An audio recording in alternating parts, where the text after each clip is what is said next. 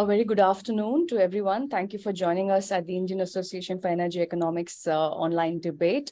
And to welcome you, I shall now request the President of the Association to make the opening remarks. Thanks, Sweta. It's an honor and pleasure for me to welcome all of you to this online debate being organized by the Indian Association of Energy Economics. As you'd be aware, Indian Association of Energy Economics is an association of energy professionals and is the India chapter of the International Association of Energy Economics, and seeks to provide a platform for experience sharing, brainstorming, and discourses around energy and economics. We already have as board members experts cutting across the entire value chain of the energy sector. We are looking forward to more of the like-minded people and persons with interest in energy economics to join us and further enrich and take the association forward. We have been organizing debates and roundtables at intervals on critical issues facing the energy sector. For instance, in 2021, we started with a debate on integration of renewable energy, followed by roundtables on energy transition and resource adequacy in 2022. As a sequel to this, we are here today to debate on energy storage. India has set an ambitious target of 450 gigawatt of variable renewable energy by 2030. Load pattern, especially the net load curve, which is the load minus the renewable, has already been undergoing change in shape from the duck curve to the giraffe curve to the camel curve. We are witnessing two humps, one in the morning and another in the evening, whereas during the daytime, the net load bottoms out.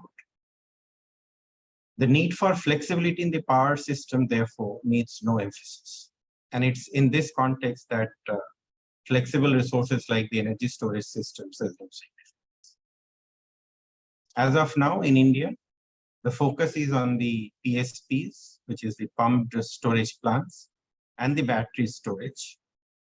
Around 5 gigawatt of PSPs are in operation, and there is a renewed emphasis on enhancing PSP capacity, especially the off-river PSP in India. Battery storage is also coming up in a big way. Some auctions have already been conducted by SECI and others are in the pipeline. Policy and regulatory frameworks have also been created. For instance, targets have been set, like CES projection of 27 gigawatt or 108 gigawatt hour of battery storage requirement by 2030. Energy storage obligation has been notified. Several concessions, benefits, and SOPs have been extended, including waiver of interstate transmission charges and losses. Various business models, for instance, independent energy storage system with or without tolling arrangements.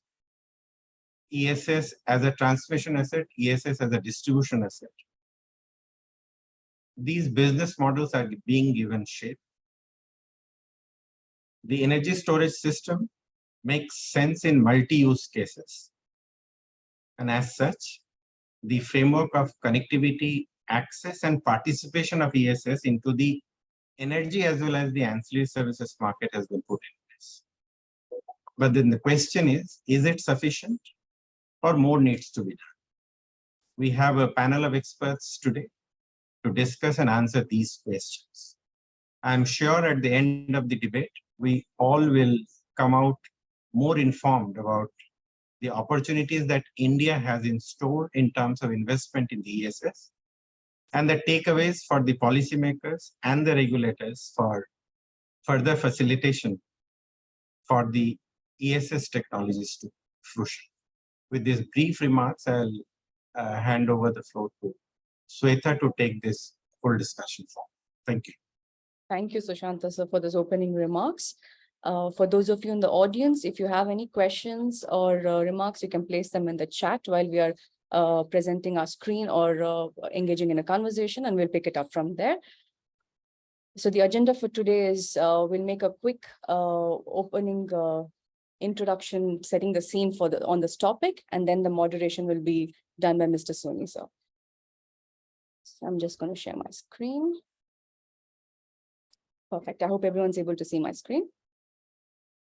Done. Just a quick introduction to the Indian Association for Energy Economics itself. For those of you who are new to us, we are a chapter of the International Association for the Energy Economics, as the president just mentioned. And what we essentially do is provide a platform to collaborate and sort of share knowledge from across the energy sector. And we essentially do it in about six different formats of engagement.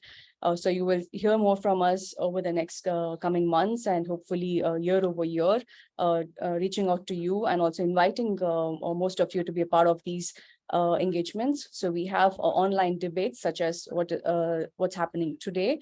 Then we also have Chatham House deep dive discussions through our roundtables. We also have a podcast series that's being launched pretty soon, where we'll have experts discussing about a variety of topics.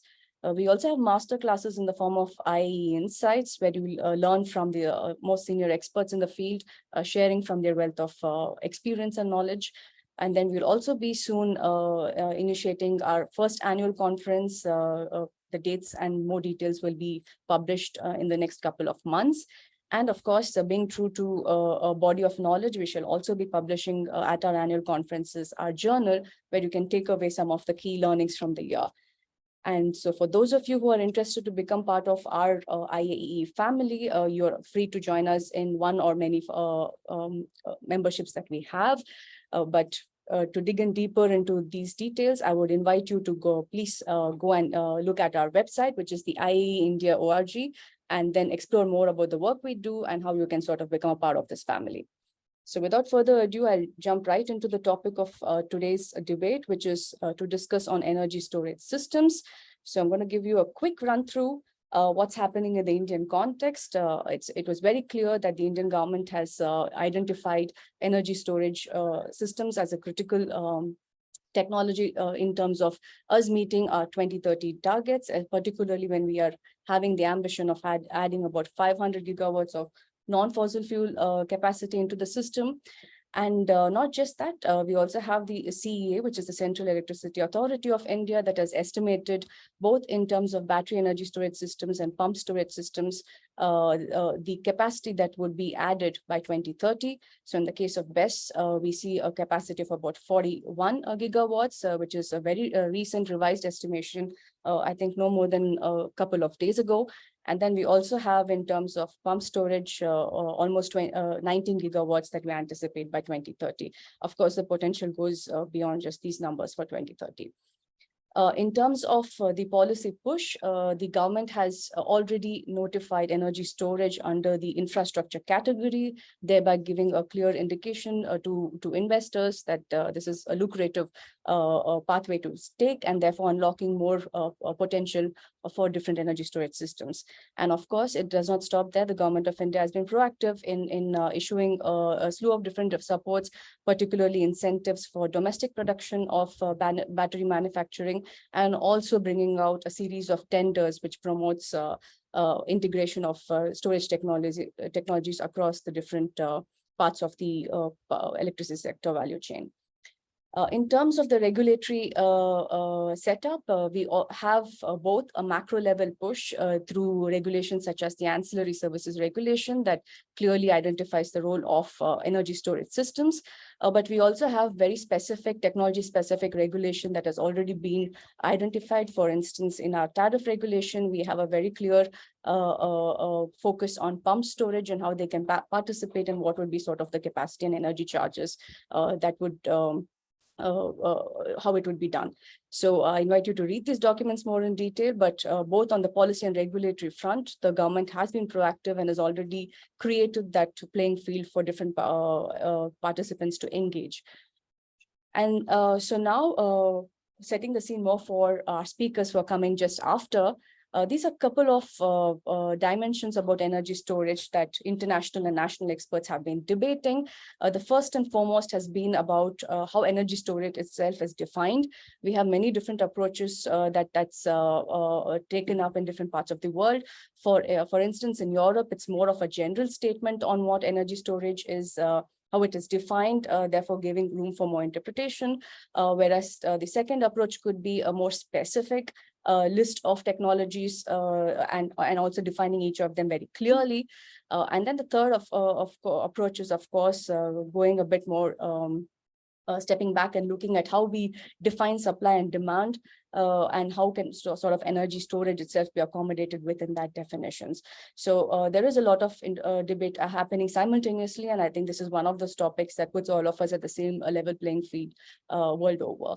Again, when we talk about energy storage systems, it's not just one or either technologies. We have a whole suite of technologies to pick from, right from chemical to thermal options that you see on the screen. So just to look at how India has been doing it, in the case of India, just to give the example of the battery energy storage systems, the government has taken a very specific definition. It defines in each of its policy documents what it means. So therefore, we are more close towards the second approach when it comes to the case of India. And for those of you wondering if all the slides will be available, we'll definitely share it. So not to worry, you don't have to make speedy notes through this while we're presenting. Then, of course, it's been very clear on why we're all discussing today about energy storage systems, because of its unique nature to provide, store, and inject electricity as and when required. Energy storage systems can be used for many of these different options, right from helping with system operations, as well as optimization behind the meter, or providing another different ancillary services through participating in the wholesale markets. So it has a whole suite of things that it can be plugged into. Again, the next critical question that most of us would have is, where do you really plug in the different energy storage systems across the value chain, and which of them fits where? But I will let the speakers sort of get into these details. It's more for you to understand that there are different technologies that have a different purpose, and they all have a place in the ecosystem. And then, of course, looking at some of the macro issues, what we need to bear in mind when we're looking at energy storage systems, both from a markets and networks perspective. In terms of the markets, we need to be mindful about duplication of costs, so that we don't have energy storage systems paying for both charging, discharging, and sort of create sort of excess costs for the developers. And then at the same time, given that there is limited participation in ancillary markets, probably there would be reduced revenues. Therefore, we'll have to see how to balance these different elements when we're talking about energy storage systems. And then when it comes to networks, of course, there is a whole host of issues, right from ownership of storage, who owns, where it is placed, how does this sort of feed into the expansion planning of the different grids, be it at transmission or distribution level. How are the grids themselves secured when energy storage is placed in terms of network security? Again, each of these pockets have many elements that we can dive into, and that's exactly what we have the speakers here for, who will get into some of these details. Then, of course, when we're talking about the now and the current, we must also keep an eye on what energy storage systems can do for us in the future. And therefore, innovation is a key component of this. So we should look at energy storage systems providing P2X possibilities, so going beyond the power sector and probably having sector coupling with other sectors. And probably a way to do this is to do it through regulatory sandboxing, where we test first before we sort of implement large scale. So with that, I invite the audience to go into some of these reports that has gone into putting this presentation together. But of course, there are wonderful reports beyond this that's there. We will also share the link of these. Most of the authors that who have of the report that you see on the left are here today on our panel. So feel free to ask whatever questions you have. We'll also share the link of this report shortly. So with that, I now invite Suni sir to take the floor and to kickstart our debate with our panelists. Thank you very much. I think the table is set. The debate setting has been very nicely done by President Dr. Chatterjee, and then Sweta Madam has taken us through different aspects. And now we have 4 stalwarts who would be speaking now. And they are from different areas. They have been very carefully placed. We'll start with Professor Arun Kumar from IIT Roorkee, our hydroman. We all know him for anything about storage, large scale. And then we would have Mr. S.R. Narasimhan, who is the known authority on system operation, CMD Grid India. And then we would have Mr. Alejandro Hernandez, Director India and Global from Regulatory Assistance Project. He brings with him the experience of I-AEE too. And then we will have Mr. Y.K. Sehgal, who would tell us about the developer's perspective and finally help us in building the storage. So without taking much time, our format will be something like this. We thought that we'll have 2 rounds for all the 4 speakers, 5 minutes each. And in between, please pour in your questions, organizers, and I would try to pose them suitably in between. We'll start with Professor Arun Kumar, and then we will move to Mr. Narasimhan, and then to Mr. Alejandro Hernandez, and finally to Mr. Sehgal. Towards the end, again, there would be a question answer session. We would like to have as many questions from the audience as possible. And then our Mr. Sethi would try to give a concluding remarks on this. We have now 110 participants and 4 great speakers. So we straight start with Professor Arun Kumar. Arun Kumar, sir, please. So the topic of today is the storage, and storage is a very much on a high pitch. Reason is very simple, that we had to get on the priority this renewable energy, and which is normally known as solar and wind, though hydro is also a renewable energy. And this renewable energy is variant, and all of us know that. And that, like Dr. Susanta mentioned about the ducks and curves and etc., which all of us know about it. Now the question comes that what kind of storage we need to plan. That's what I'd like to say, that the very first thing that should come in mind, that what kind of storage we should plan. And then we'll say that which technology we should adopt and what are the status of that. And those are the normal questions come to in mind.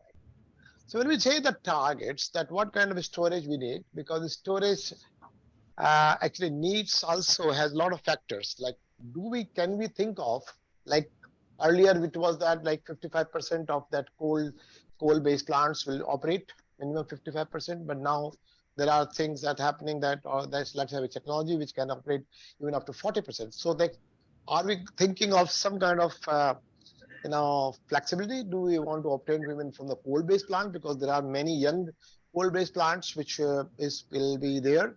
And similarly, do we think of about demand side, flexibility or demand kind of resource management, or we can also think of some price cap, the price cap of the electricity.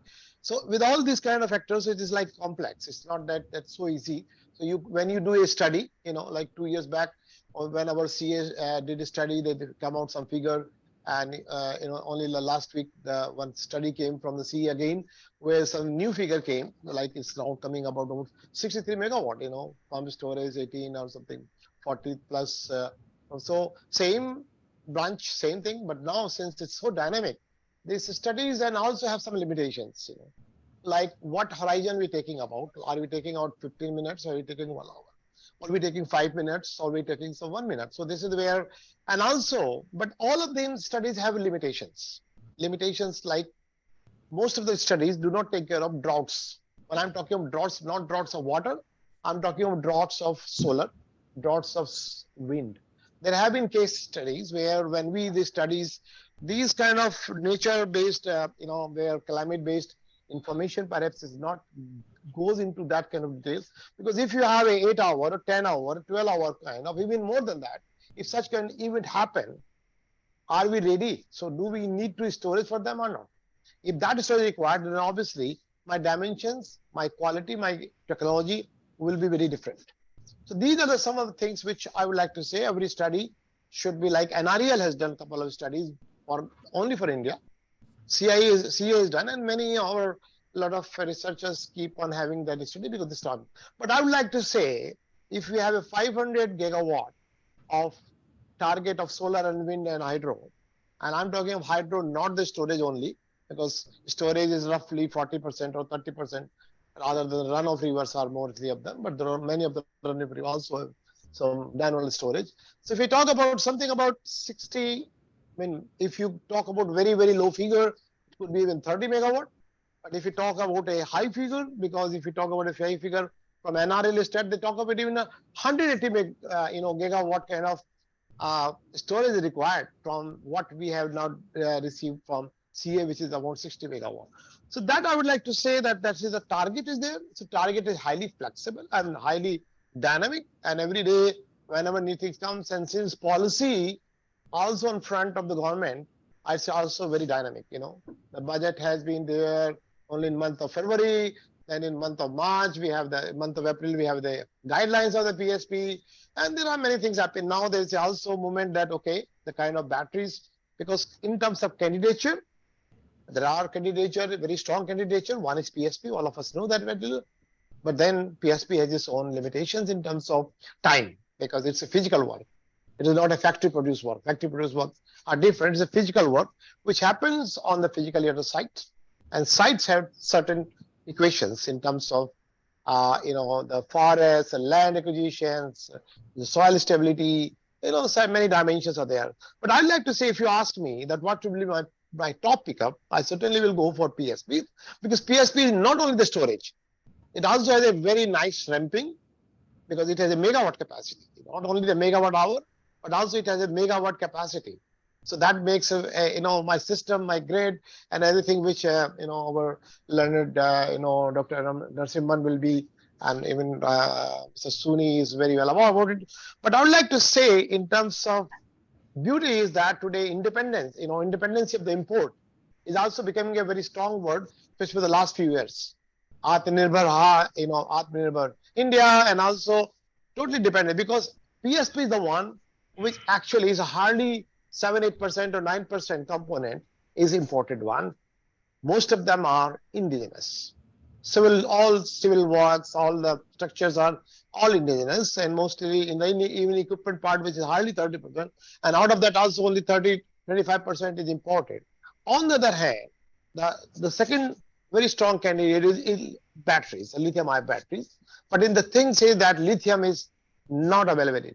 So since it is not available in India, though recently some news were there that there is some, but mines have been found out, but then it takes time, processing time, what kind of plant, what kind of purity, and those things will take some time, and it's not that it is going to be tomorrow itself, otherwise. So this is an import base. So these dimensions and this, I would like to say, it's going to change very fast.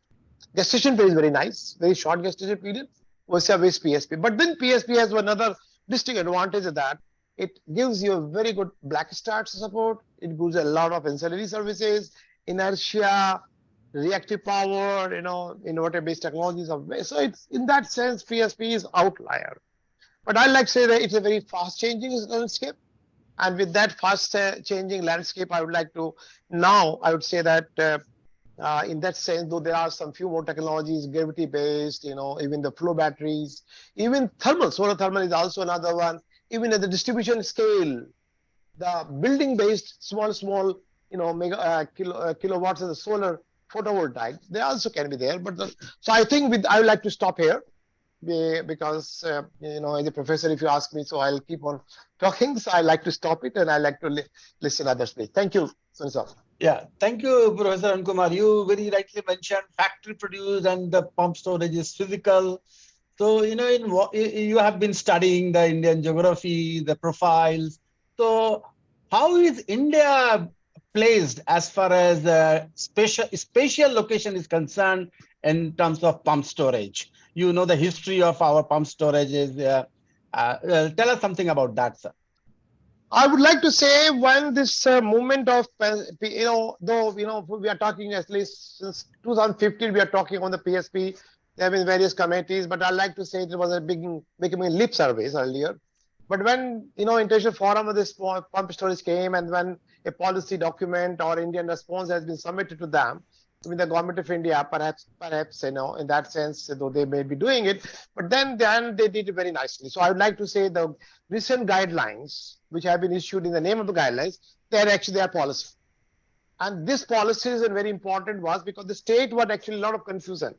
Because most of the time state are not mature because state thought that PSP is like any typical hydropower plant. Let us, milk it how much we can do it, and like say, free storage, free power, LADA, and all kind of things which you do it.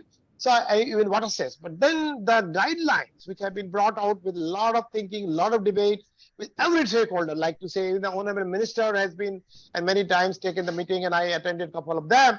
And I would like to say it's very nice policy has come. Will be, and also one of the things which is very nice is that they are promoting the off river, because off river is easy to do. But in terms of placement, I would like to central India and southern India is highly placed in terms of geographical locations. Since we have a grid one, certainly Himalayan is not a very good place for this kind of PSPs. But then if you talk about that, there are still efforts are happening. But I would like to say more systematic with off rivers applications, be Rajasthan, be Madhya Pradesh, be Gujarat, be Andhra Pradesh, Telangana, any kind of states you talk about, the India is very well placed, and I would like to congratulate or like to appreciate the efforts of the private sector. Where what they've done it, they are not waiting for the policy. They have prepared a lot of documents. The kind of preparation times which take. They already done some spade work. They already done. Somebody had done already clearances. Some part of the clearances they already obtained. So in terms of placement, geographically located, distributed, and I think India is very well placed, and it can take on 60 megawatt, 50 megawatt very easily. Gigawatt, sorry, 60, 50 gigawatt of very easily, depending on time. Even it takes time, but I'd say that's very nicely placed. Thank you. Thank you, sir. We'll again come back to you. So now we move to, the grid. We heard about the duck curve, the giraffe curve, the camel curve, and whatnot. And finally, what it will look like in future, and what kind of storage we need, long-term, short-term, and the various nuances of those. Let us hear Mr. Narasimhan. Mr. Narasimhan. Yeah, thank you. Good afternoon, everyone. Thank you for having me on this debate. And I would start off by saying that energy storage, it's a new creature in the grid. And all of us, we haven't really fully understood, because today we have just a few pumped storage projects in India, and they are all at the intrastate level, being operated by the respective either the DISCOM or the state load dispatch center.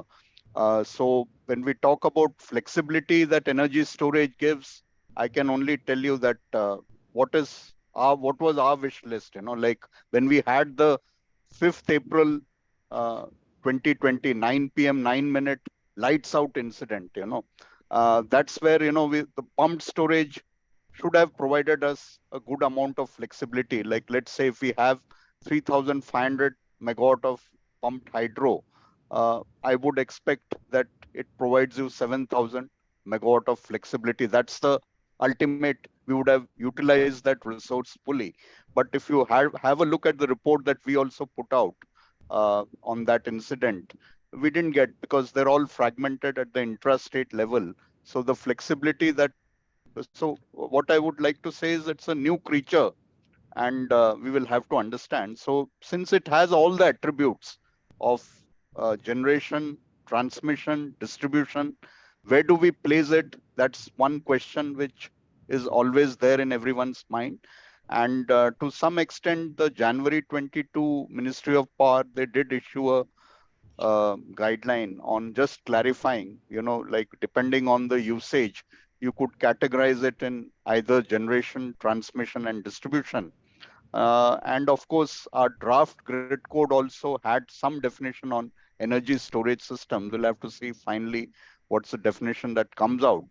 But notwithstanding all that, ultimately, it would be economics which would decide where exactly, which part of the value chain does storage provide a lot of value, So, and looking at all the reports on optimal storage or optimal capacity expansion by CEA, and even the storage purchase obligation of the Ministry of Power, Government of India. So there again, it's coming out of a capacity, as a generation capacity. So it would have more value in terms of providing capacity during the non-solar hours, especially for where solar is going to be a mainstay as far as renewable energy capacity is concerned. So storage, we would have to essentially look at what is the capacity that it would provide during the crucial non-solar hours. That's the first. And coming to transmission, of course, I would like to say that it's not a question of energy storage versus transmission. It's actually energy storage and transmission. Because today, if you look at the costs involved, like it's much more cheaper to build a transmission line than installing storage. Like if you look at the example of Rajasthan, you have large solar parks. Now, one could say that you could put a lot of storage and have very little transmission, but it doesn't work out. If I have to uh, not build, I have to avoid building a 765 kV double circuit line of, let's say, 400-kilometer haulage, then I would have spent about maybe 2,000 to 2,500 crore rupees on the transmission. But if I'll have to put at least 4 gigawatt, 5 hours of storage, which would cost me about 50,000 crores rupees. And so it's not something you can't really substitute storage, transmission with storage. That works fine for, let's say, a city where you have just a couple of hours, there's overload on the system. And to defer any transmission, one could think of storage in the short run. But when you're looking at long haulage of power, definitely lines would be required. And maybe, yes, storage could uh, save 5 to 10% of the transmission costs, because it would also provide you with other reactive power, dynamic control, and other features which you would have otherwise invested in statcoms and other transmission assets. So transmission is definitely, and I'll just take the example of Punjab, like Punjab, 3 months in a year, when because of the paddy load, the agricultural load, July, August, and September, we have a situation where whatever is a transfer capability, they are fully loaded round the clock. If one thinks that you could put storage and try to defer, it won't work. You'll need more lines if they have to import more power from outside the grid, because simply there won't be any margins even to charge the batteries. So that's one thing. And of course, on the distribution side, it's well known. Distribution storage provides a host of services like deferred distribution, wires you could defer, and also energy shifting, voltage control, so many other. But then it's a essentially highly localized phenomenon. A lot of studies would be required. If a distribution company were to put up storage as a requirement, they would have to really justify, because ultimately it's a regulated business, and they would have to satisfy the regulator that yes, it's providing value across many areas. So that's as far as ultimately it's economics. There's a tilt towards generation assets, and that's something which I wish to say. And second, of course, the question comes, who should own? So as I mentioned, because transmission, it's a regulated business, and it's really, you can't have a transmission licensee owning storage assets. In fact, if you look at the continental Europe, there it's the European EU laws specifically bar the system operators, there they have a transmission system operator. So there's a specific bar on transmission utilities, because it's a regulated business, and you won't like to influence the market prices through having a storage device. That's something which is very clear. And in some territories like MISO in the US and PJM, there they are looking at evaluating storage as a transmission asset. But there again, if you look at the FERC orders, there have been dissenting notes by some of the members because they feel that it would interfere. The ISO is not supposed to, influence the prices through owning a storage asset, whether it is under the category of transmission. So that's something on which things would evolve as we go. I'll stop here and maybe in the next round look at other issues. Thank you very much. I think you have clarified many aspects that transmission and generation, distribution. So storage is more or less going, large storage is going towards generation. Tell us something about, how do you look at these storage participating in market? Or to be very specific, say we are expecting Tehri to come up any day in this year. So how would we be optimizing that through security constraint economic dispatch or through market? Tell us something about that, your thoughts on this. Yeah. So actually, when just last year, when we were bidding out for this 500 megawatt 2-hour storage, so we had a look at what all models we could have for storage. Of course, the easiest is that renewable energy plant co-located with storage. That's something which should be very simple. But unfortunately, there also we haven't had many such bids, which mandate storage along with RE. Through my knowledge, except for Chhattisgarh, where their State Electricity Regulatory Commission approved of one scheme of solar plus storage. There's a 40 megawatt 3-hour storage which was approved almost 3 years back. They're quite ahead of their times, as compared. But we haven't had even the SECI bids which have come out. Unfortunately, they haven't mandated storage, in any of them. Of course, leaving aside the two peak power tenders, which my panelist, Mr. Saigal, would definitely talk about. But we haven't had, so that would have been easiest, that you bid for RE plus storage and there's a weighted average. And so whoever signs that PPA, they would get some power during the non-solar hours also. That would have been this. So the next model that we looked at was, have it has a capacity contract, which finally we converged on that. And so capacity contract, so essentially whichever DISCOM signs that capacity contract, the storage system would be available for tolling, and so they would provide the power required for charging, and they would get peak power in lieu of that. So that's the tolling arrangement we made. We could have had different arrangements also. We looked at, like, let's say the storage resource, they only participate in the day-ahead market, and whatever gains that they make, and of course they'll have a PPA, a capacity contract they would have.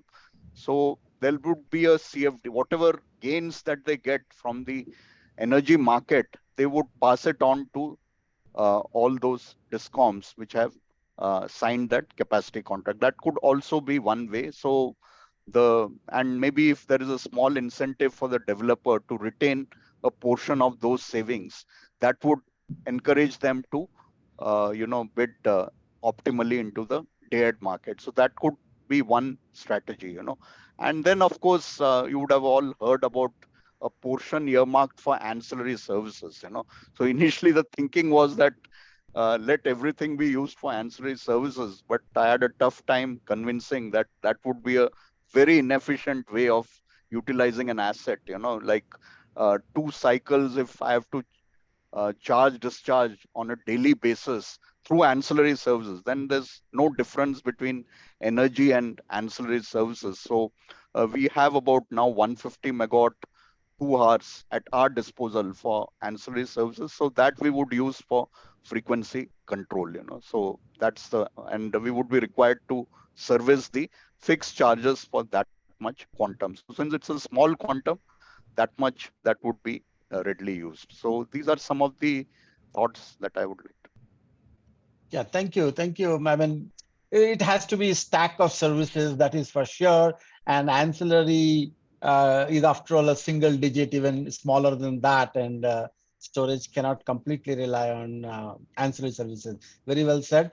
And with this, we are, in the right time to move to economics.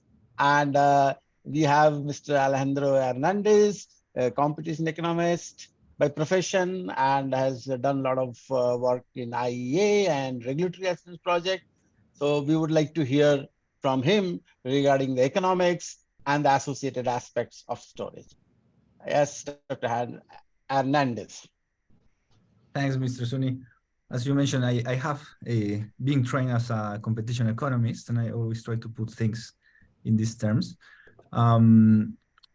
When we think in the services that we need to run the power sector in a secure manner, we all know we will need peak capacity, something that provides adequacy. Of course, we will need the energy, we will need the ramps, the voltage control, all the things, the black start, and all the things that that we have heard before. And very often, it's easy for us to simplify and things, like, okay, a combined cycle provides a huge amount of energy, and open cycle turbine can be very fast and they can ramp up and ramp down. And renewables, they provide a huge amount of clean energy. Maybe they can provide certain, they might have some contribution to your peak if you're lucky, if your system demand has a certain shape. They can contribute to, in a certain degree, minor degree to adequacy, etc. And we already, in the way that we handle our power markets, in general, we always try to come back to the technology part. We try to put all these technologies providing certain kind of services, and we have a hard time thinking that renewables, they actually provide certain contribution to adequacy. Maybe we don't want to trust that much on that. So we have a hard time putting really playing level field, and saying, okay, let's design our markets for the technology for the best technology to be the one providing the service. And unfortunately, our power markets, well, of course, they were not designed for storage. I think all of us, we were explained at some point in our careers, say, well, it's very expensive to store electricity. So we have, at the best, we have pump hydro. But something like lithium batteries was not on the picture, certainly. There has been some use of energy storage, by the way, or it used to be relevant in Europe, at least, in France, in former communist countries, like Hungary. The system operator will be the one controlling the water heaters, for instance. And this is energy storage, actually. When there was too much, in the case of France, when there is too little demands and the nuclear plants running, well, they will turn on the water heaters that was the right time to use it. So there was some use of energy storage, in a different way that we tend to think. And the thing is that storage, as it has been already explained, it has played many uses, right? So we can be thinking on as a transmission asset. I fully agree. It's more like a complement of the transmission asset, or you can be thinking on the generation side. It can be providing ancillary services, and it has. So slowly they come these new technologies, in particular batteries, which can provide plenty of those. And we are adapting little by little the markets for them to have their space, and the kind of questions, the obvious questions that come to mind is like, can we let them to the market? Do we need some special kind of contract? How do we bring them? And of course, it has been pointed out, it's not that easy actually to put the border, to put the frontier, which part is the related asset, which part is going to the markets. I think it is. I think we are learning, and I think we will keep on learning a lot in the coming years of the best use of these assets. some example, for instance, it's true that it's not a transmission asset, no, but it can, in Australia, for instance, with a relatively small amount of batteries, it has allowed to use the full capacity of interconnectors between Australian states. No, and that's a nice use. No, it's something that is complementing. No, it's without investing in a full line. At least you may use. This is a problem that is happening also in Europe, where the transmission lines between the countries are not being used at full rate. But very often it's because the system operators, they know what are the security constraints they face, and they do this to keep the security of the system, no, in case of contingencies. So this is kind of a small investment. They can provide a relatively large benefits, and I think I'm quite optimistic that this is one of the things coming in the right direction. Now, of course, it's great that for people designing the grids, either in distribution grids, this is an extra tool that we'll have. And I think regulators, they are coming with interesting solutions. Like in Germany, it has already been, it has found a way to use batteries for the transmission system operators.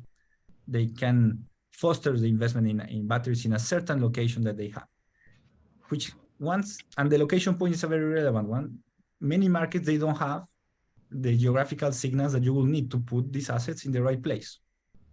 Okay, if you're not giving this information to the market, well, either you change your market, which I would suggest in general, or if you know that you cannot change your market, well, you have to give these signals in a certain way, and that's something which many systems are having a hard time, I would say. And finally, like for the time being, like most of the successful, I would say, uses in particular of batteries, is that are I would say niche applications. There are still pretty tiny numbers, no. If you want batteries to be like coming in huge shares, no, being part of the generation market, of the energy market, there is one big change that we might need to do, and is that actually we need to transfer the volatility, the real volatility happening in the market, to the prices. And this is something that in general puts regulators and governments like very nervous, no, when we hear about volatility, because storage, every kind of storage actually, they live from volatility in the markets. No, it's not so much if the prices are high or low. No, the question is the difference that they can find, the arbitrage that they can do. No, and then how and this is something which in general we don't like. No, the fact that we have these real volatilities, no, is something in general prices, they tend to be less volatile with respect to the real value of the energy at certain points. So this is something that we have to think of. It can be done. No, consumers can be protected. No, it doesn't mean that the volatility has to hurt consumers. There are smart ways in which this can be done, but this is certainly is not given. No, it's something that we have to be very conscious and to have to think on that. And finally, I would also, my last point is there are plenty. I'm sure that there is going to be there's a large amount of storage, but we have to keep in mind that there is a huge amount of fundamental research on new technologies, iron-based for batteries. This is an example. I don't know if it's going to happen or not, but I mean the fundamental research is happening. I don't know if it's going to be commercially successful. But for instance, these kind of batteries, they are very bulky. No, you cannot put it in a car. No, but the iron is very abundant. So if this comes to happen, no, if this technology becomes mature, it could be pretty cheap actually, and it could shape completely in a different way the way we are thinking, probably even in the grids. No, then it could be really an asset that might substitute even the grids. Like so I think that in the next 10 years we will see plenty of things of developing.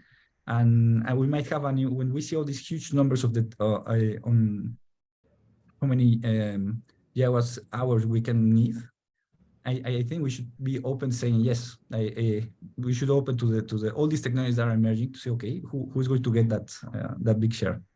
Thanks. Thank you. I mean, you remind me of Renaissance. It's a Renaissance of storage. When nuclear came for the first time, it's the pump storage which was brought in to match the nuclear. And you are very right that a lot of new developments will come up. But from the economics point of view, I would have a very focused, views of yours. What do you feel that pump storage, can it be a single part? It has to be two part. It has to be multi-part. And how it should be designed from the very basic, because we are at the initial stages, and if we get it right, that will be very useful. Your views on that? On how it should be built in the markets, you mean, right? Yeah, and yeah, and either way, bid in the market or the tariff design, what kind of a tariff design should be preferred for the pump storage?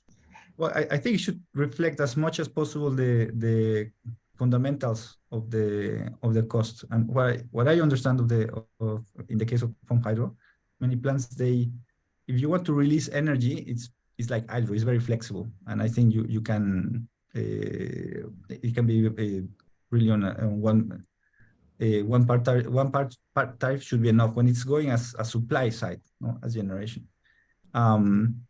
When you are withdrawing energy, that's another story. No, you don't just withdraw energy in a very flexible basis. Some plants, at least they are relatively inflexible in the sense, once you turn it on, no, you start sucking energy from the system. You cannot just stop like that. No, many of them, they have certain requirements. So in that sense, you might need a more complex way to reflect their tariffs, the tariff, or the bids that you can provide in the market. They might be a bit more complex than only just only the energy part. Thank you. I think it's all will evolve, including the tariff design and the way they will be playing in the market. The devil would lie in the details. We will come to that. So with this, let me move to Mr. Y.K. Sehgal. They have been doing actual plant on the ground and private. So it's not audible, sir.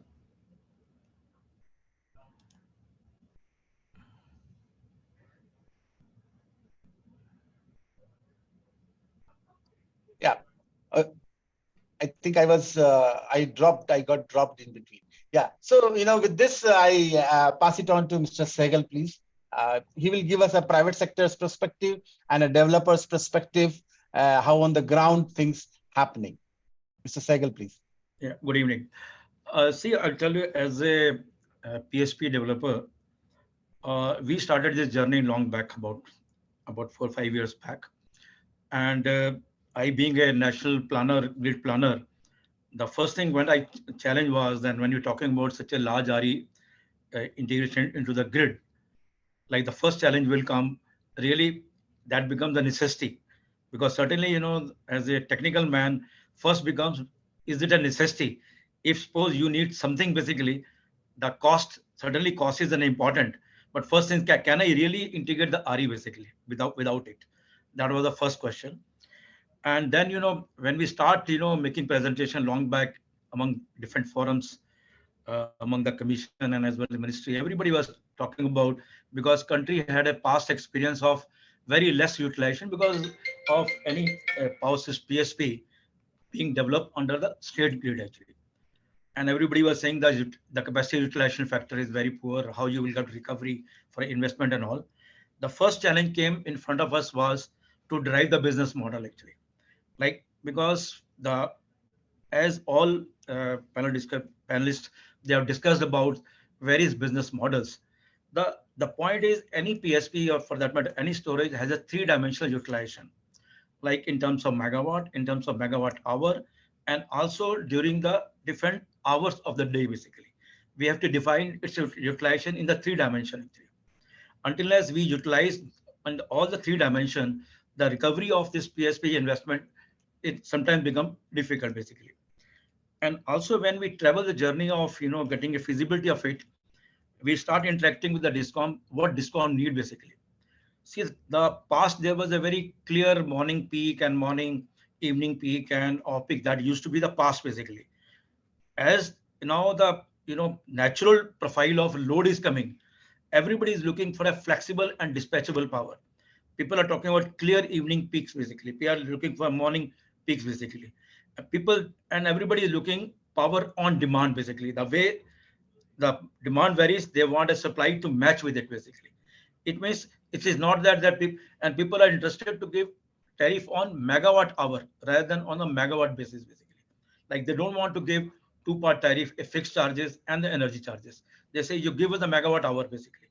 Therefore, we were to drive those energy models basically. How we give the megawatt hour to some part of the capacity.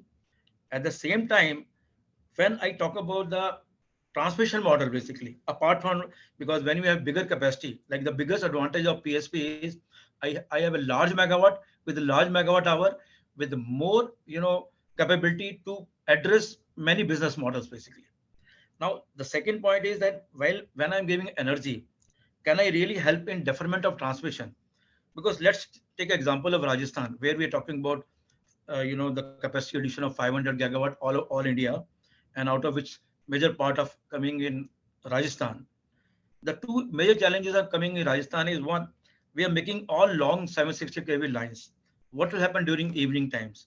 Will we remove those lines basically? Will we make switch on and switch off these lines twice a day basically? It means there is a need basically. I have to store this power and send during the evening time so that I can utilize not only utilize the transmission, not only defer the transmission system, I maintain the system parameter basically. That was the second business model which I was to drive from the same capacity. Third was when I am putting into the storage and then supplying power during evening time or whenever they want it, I am adding value to the energy basically. Because the point is, if you just see uh, the price in the power exchange during the peak, the way it is increasing basically, the everybody is looking for getting a RE low price, but even during peak time, they are ready to pay the higher price so that to meet the peak demand over there. That was the third aspiration. It means adding value to the energy, adding deferment of transmission, and also offer those business model in which I utilize the capacity as a part of RE model along with the RE. So all this combined together, we find there's a multi-application of a pump storage project, which every developer need to explore to find the viability of a large size pump storage capacities. And we find that uh, uh, at the time when we start making planning and development, we were not having even a single PPA or any customer in our hand basically. But while developing and while planning basically, all those while interacting with the discoms and interacting with the uh, commissions and policy operator, we have come together a feasible pump storage option with us. That is from the feasibility and viability point of view. The second point is very important for pump storage, pump storage for any energy storage is one is the timeline and second is the cost basically. Because when you talk about the timeline, because in the timelines everybody was talking in the past, the pump storage, preparation of DPR, concurrence process, and the implementation. These three, everybody was saying it is taking a long time. We took as a challenge basically all these three aspects over there. And the Ministry of Power, CA, and even regulators, they have been very supportive to us in formulating the policies, changing the guidelines for preparation of DPR, and also changing the concurrence process basically. With all that, you must have seen like the new guidelines for preparation of DPR has come for pump storage, particularly the off-stream pump storage. Lot of new procedure has been formulated to reduce the concurrence process, and also many new things to become like start construction work after getting a stage one clearance of the Ministry of Environment and Forest. That process again CA and MOP is trying with the Ministry of Environment and Forest. And also like certain implementation process can be started in between the concurrence process once the design and the optimal utilization of river has been ascertained by the CA. Like these are the initiative which have been taken by the government and the CA, by which the concurrence process are being reduced, which enables the developer to implement the activity, start implementing the construction activities. So which is for the first project which is coming of the Greenco in Andhra Pradesh, we are going to implement in a very record time period. That is one part. And second thing, in terms of cost, basically, like we had been coordinating with the ministry also. There are many cost components, like the getting a concessional GST as it was offered to wind and solar at the initial phases of development. Then also getting a low interest on the investment if they can be offered, VGF funding, and such type of things. Ministry of Power, we have been coordinating. They're also making, they're also trying to support like this. If all those support comes to us, the cost will also come significantly reduced. Therefore, looking into this uh, time reduction, because by time reduction, because the way RE integration is taking place, it is only such a large megawatt hour and megawatt can only enable the successful RE integration and can offer to the meet the peak demand. So that is our journey, and we are even for the future PSP which our company is developing, we are expecting all those support from the government, and which will help us in reducing the cost and time. Therefore, these two important aspects are there to reduce the cost, to reduce the time for concurrence and DPR, and third is to make it multi-business model to create a viability of the pump storage. These are my broad summary, though there are many aspects to be about.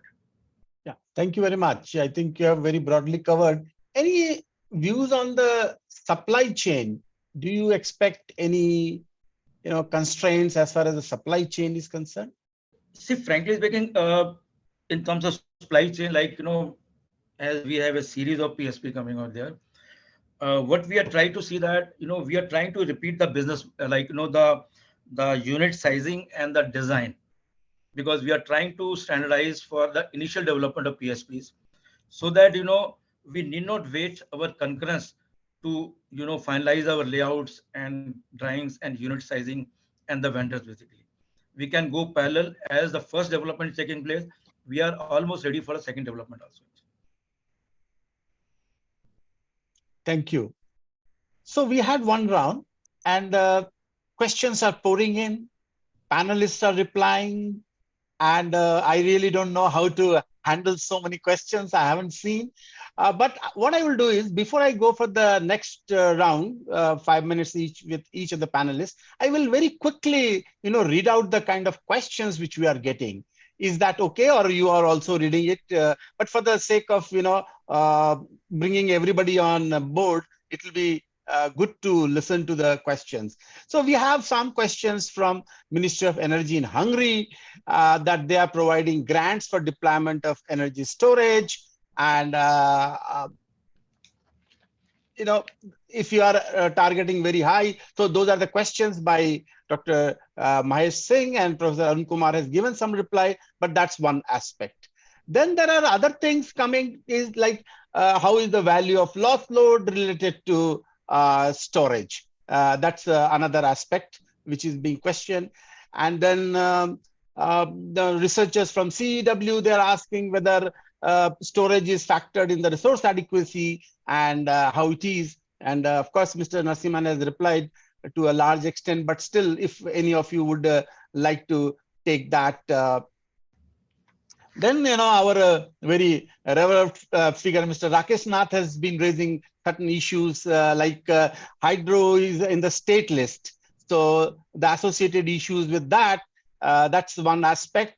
And then, of course, standards aspect, primary response, and what all other things. And that's very important point. I think I'm sure Mr. Narasimhan and others will talk about the standards and give a response to that. And then there are discussions about solar thermal energy storage, something better, and a solar concentrated.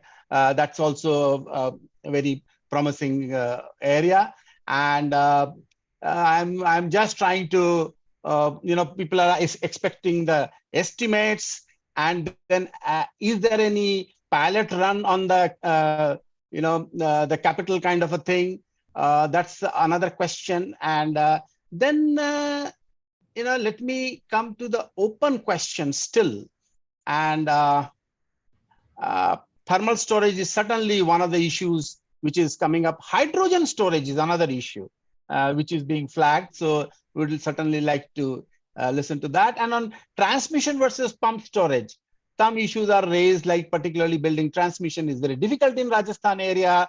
So some ideas on that also would be very important. And then some of the issues I would also like to flag, why are the existing pump storage not working in the country, some of them?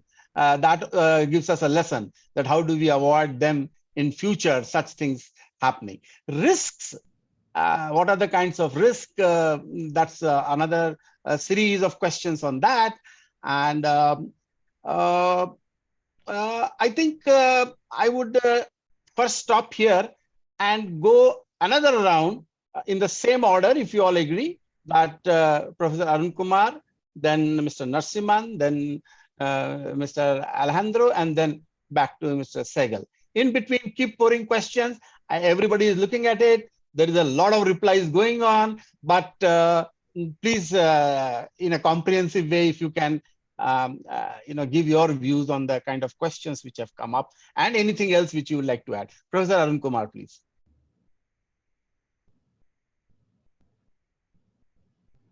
Professor Arun Kumar? Yeah, sorry. Yeah. So again, this question which Mr. Rakesh Nath has mentioned, I think is highly pertinent, because as a hydropower sector and being the water subject of the state government, and this matter actually, I would like to say, has coming into my mind also for quite some time, because when Minister of Power allotted the sites of 2 CPSUs, that okay, the PSUs please take these projects. It's like that. Owner is somebody else and giving the thing to somebody else. But when I found these guidelines, and I found a lot of good points. The reason is, for example, the state of Maharashtra, for the last 3 years, they are struggling to come up with the policy. And all kind of different words are coming.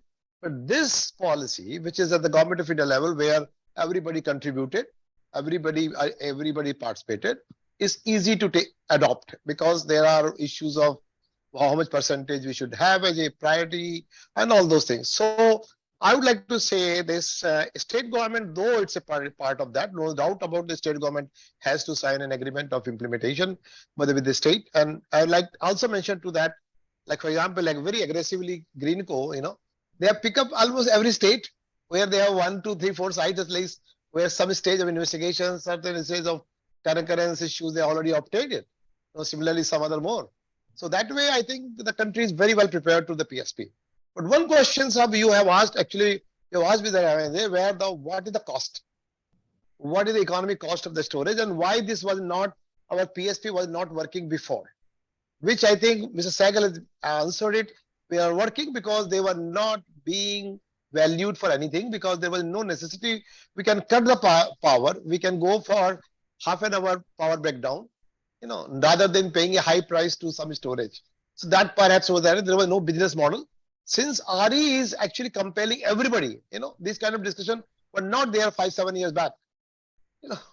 But now these kind of discussions are very much online. Every day it's happening, and that is all globally, because the RE has made the whole canvas of the whole landscape of the power sector very different. And for that reason, PSP is on one of the very central stage. 2, 3 more points which has been mentioned in the like gravity based, one of the things as mentioned. I would like to say gravity based, I can also keep on mentioning in many talks, has been there for 1 megawatt, but now 100 megawatt is being tried. But again, we don't know the fate of that. So gravity based PSP is very still, things are of that. But then the molten salt and the thermal, I would still say the economics aspects are still yet to be established. And for that reason, we are also conducting one study recently, and we are trying to get some policy in that. But I would like to say it is a very potential area. It's a potential area, especially on a distribution level. And also one of the question came for that, whether at a distribution level, our batteries, home-based batteries, can they really play role of energy storage? I said very much, provided that there is aggregator. There is a DISCOM who appreciate that, who pays the money back to the, aggregator also. Otherwise, DISCOM, honestly speaking, are not very much like this kind of thing. So I think with this, I would say the country is preparing and very well, and all. As Mr. Sehgal, they're going for standardization, like 100 megawatt, 200 megawatt. If you want to have a variability, have two machines of 200, 200, 100. So get a good combination of that. Similarly, head, head is the one, size is the one. If you adopt same thing for two other projects, then your scale impacts or the reduction time in supply chain is very much accepted. So I think with this, I would like to stop, and these are being very much are on the right track. Thank you. Thank you very much. You very rightly said we need a template kind of a thing in a fleet mode, the way we did for thermal plants, and now we are planning for nuclear, something similar. Then we can have a scale. That's a very important point.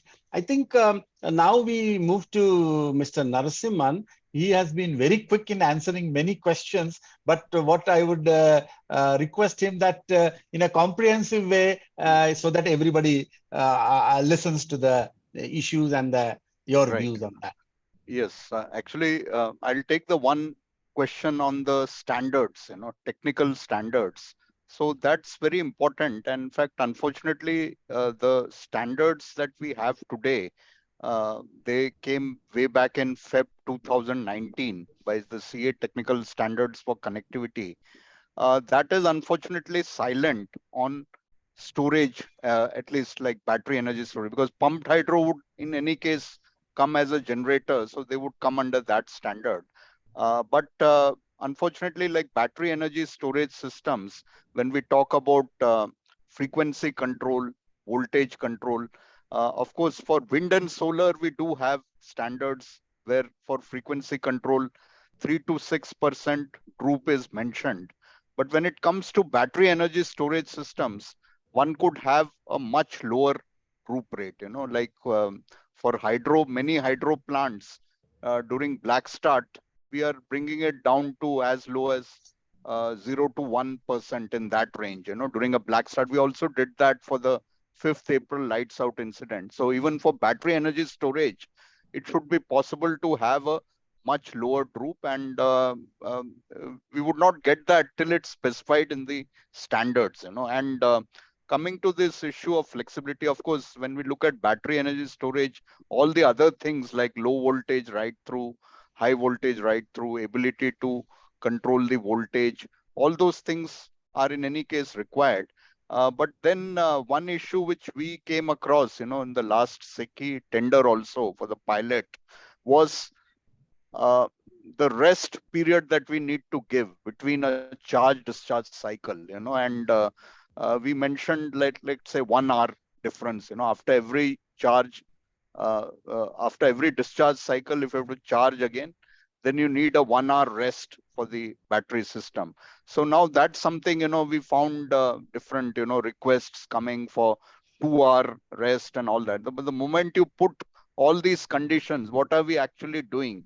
We are only reducing the flexibility in the system, because 1 hour is still a pretty big time, by operation standards. And when we're talking about ancillary services and everything, which are in the 0 to 15-minute range, so 1 hour becomes quite a bit, So these are some things which need to be specified from the flexibility viewpoint. And I think there was one question on initially on the charging, discharging, the transmission charges. I think that's been clarified once we move to the general network access regime. The charges would be in one direction only, and that would be when the facility is being charged. But there again, the Ministry of Power has introduced waivers, like if you're charging it through a renewable energy resource, then there is a waiver of transmission charges. So this double charging, so that's definitely been taken care of through the policy and regulations. Thank you very much, Mr. Narasimhan. Actually, I am doing a very poor job as moderator. We have only 15 minutes time and we have still two panelists to say. And then finally, we'll certainly like to give enough time Mr. Sethi to sum up because it's very difficult to do that job. So I straight move to Mr. Alejandro, please.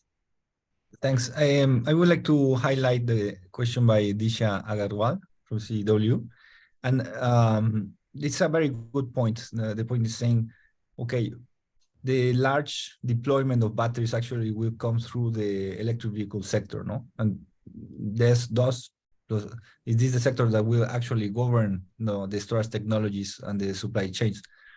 And this is partially true. It's true. No, is already today there are many more batteries, in the electric vehicles, running than in the power sector in any country. But I think it's important to highlight one point is that in the case of the electric vehicles, there are so far, there is no obvious substitute, for the lithium batteries and the new technologies of this kind. They are light and they have to have a lot of energy, be able to store a lot of energy.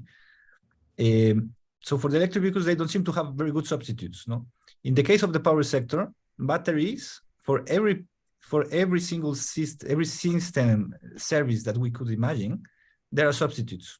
No, so if we are thinking on voltage control, if we are thinking on adequacy, it's not the same 1, 2 hours, 4 hours, etc.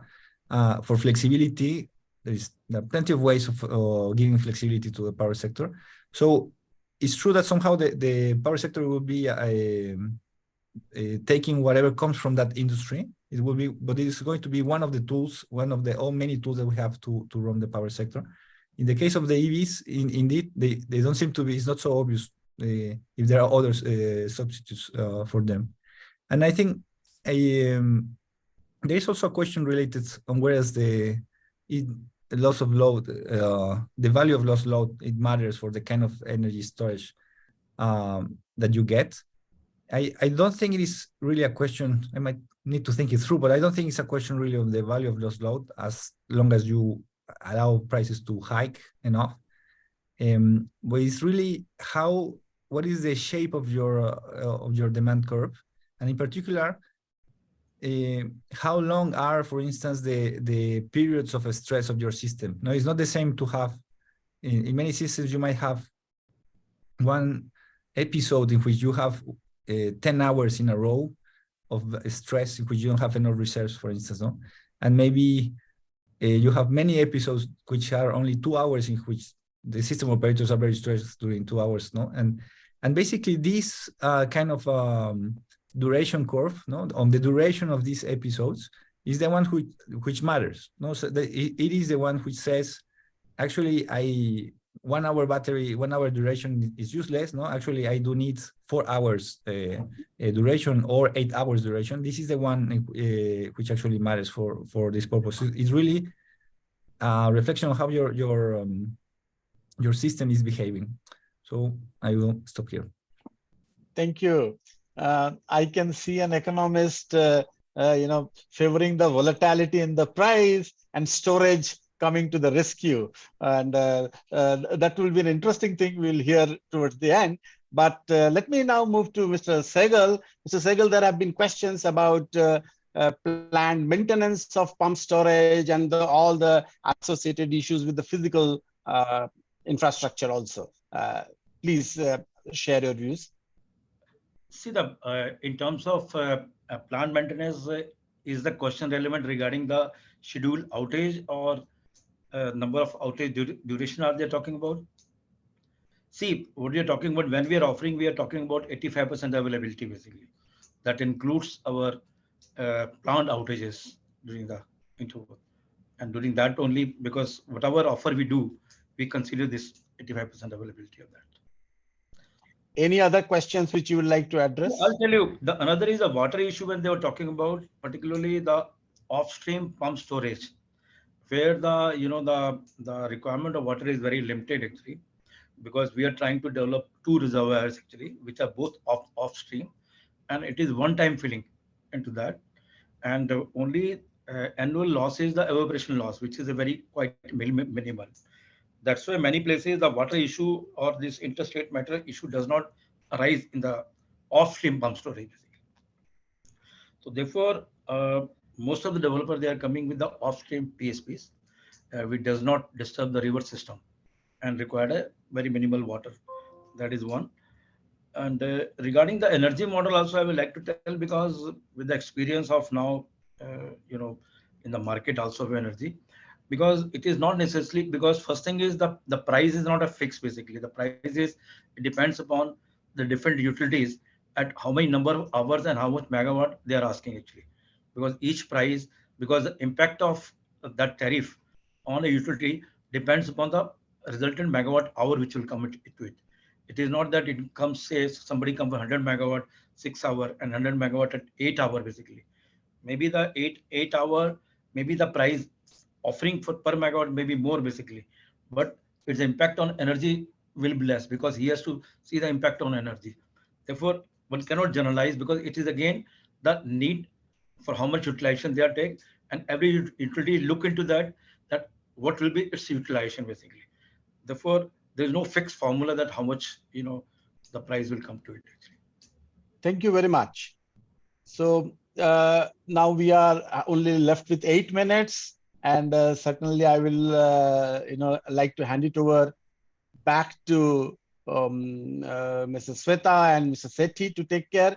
And thank you very much for all the questions, all the panelists which they have put. I'm sure organizers will compile all the questions and try to share with the panelists and see if we can respond to all of them from different perspective. So back to the organizers. Thank you. Thank you so much, Mr. Suni. Most definitely, we'll try to compile all the highlights from this debate and share it back with you. So do look out for our website. But now let me hand over the floor to Mr. Sethi for the closing remarks.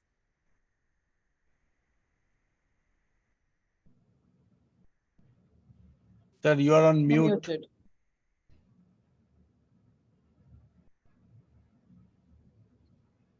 Yeah. So can you hear me now? Yes, we can hear you well. Okay. Thanks, Shweta, and good evening, everyone. What can I say but wow? That's the only word that comes to mind for the rich experience that our panel of experts have shared over the last 75 minutes. Together with Sri Suni, who is truly I-AEE's guru and Margdarshak on power systems. Please join me and put your hands together online to felicitate our speakers. Thank you very much. Today's debate was an important link in I-AEE's continuing string of engagements, highlighting different aspects of India's energy transition challenge. And before I sum up or go further, I take a short commercial break to reconfirm that I-AEE is now fully operational, and we urge all participants to become members in their individual capacity or via their institutions. Over time, we hope to make I-AEE a repository of information, knowledge, and thought leadership on every aspect of India's primary and secondary energy imperatives and the matching essential policy and regulatory requirements. So please join and strengthen I-AEE's network of energy sector professionals. End of commercial. So allow me to make 3 short closing comments on today's topic. First, clearly, ESS has moved to center stage only because our energy transition today is driven by intermittent sources of primary energy. Efficiently absorbing the electrical energy produced by these intermittent primary energy resources requires significant system enhancement and redundancies. ESS is one option that permits us to generate and consume the secondary energy at different times. If appropriately integrated, ESS can assist in the successful absorption of intermittent energy sources in a conventional power system without compromising and potentially improving power quality, grid stability, grid capacity, and grid flexibility. Under a supportive policy and regulatory environment and functional power markets, I must add, ESS can be an independent, versatile, and competitive option for delivering various primary and ancillary services across the electricity supply value chain. The second point I wish to make is that none of the foregoing comes without significant cost. It pains me to hear some very learned and experienced energy sector professionals claiming that intermittent renewable technologies are now the cheapest source of electricity. They are simply comparing apples and bricks. Yes, the comparison is not even between two members of the fruit family, but between two different species with distinctly different souls.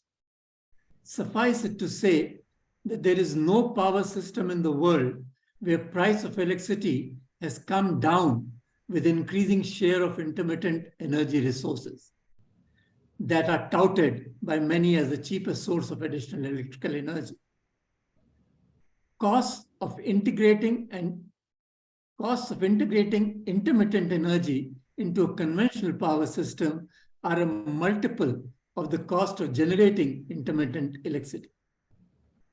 And this brings me to the third and final point that I keep repeating ad nauseum in all our debates. India's primary and secondary energy poverty relative to the rest of the world has remained stagnant for well over 2 decades. We have not moved above sub-Saharan levels in this period. India's energy sector policies and regulations must be crafted within this context, recognizing that A, relative to capacity to pay, Indians pay the highest tariffs in the world for all forms of primary and secondary commercial energy, and B, raising and democratizing energy access is critical to becoming an upper middle income country wherein at least 85% of the population is living at or above the lowest upper middle income threshold of $4,255 per capita at market exchange rates, as opposed to a country where over 85% of the population today is living well below even half this level and hence lacks adequate access to basics. This democratized lack of access to basics makes India home to 1 in every 2 climate vulnerable humans. Humans in whose name we are justifying our energy transition. So these are my 3 points that I wanted to share with you in context of today's debate. And once again, I thank our distinguished speakers and the learned audience for the extraordinary exchange and urge you and your fellow professionals to join I-AEE for more such deliberations. Thank you, everybody. Thank you. Thank you, everyone. So we will be closing the debate now. Stay tuned for the video, the presentations, and the highlights of the debate on our website. Thank you and have a wonderful evening. Thank you. Thank you.